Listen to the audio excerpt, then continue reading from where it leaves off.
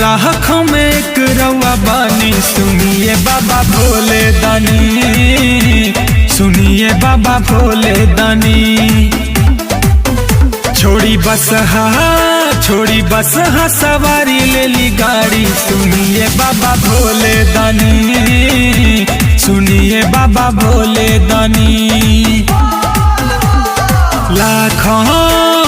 लाखों में एक रउआ बानी। सुनिए बाबा भोले दानी, सुनिए बाबा भोले दानी।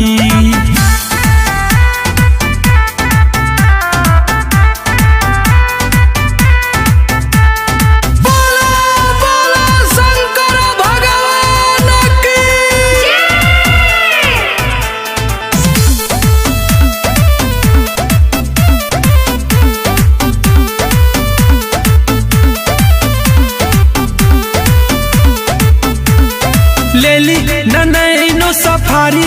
सुनिए ओघरदानी की चढ़ते सावन माह में बरसे लारी मझी बदरिया।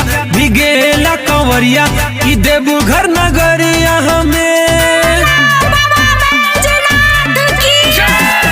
लेली नैनो सफारी।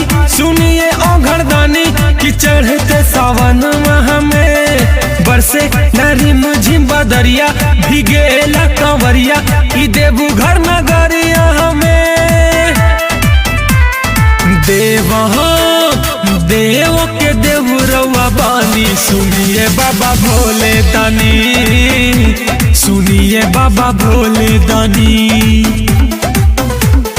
बस हा के ले ली सफारी। सुनिए बाबा भोले दानी, सुनिए बाबा भोले दानी।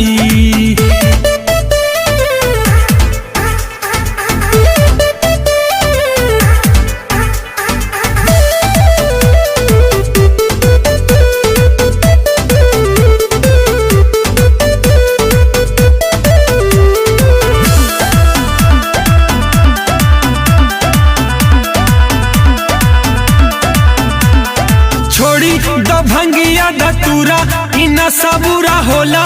ले ली ना मजा दुनिया के। तेंजो दीपक लेके आई भंगिया भुलाई। मिसरी मलाई के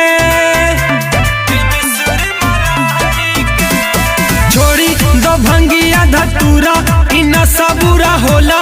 ले ली ना मजा दुनिया के। दीपक संतोष लेके आई ई भंगिया भुलाई। मिसरी मलाई के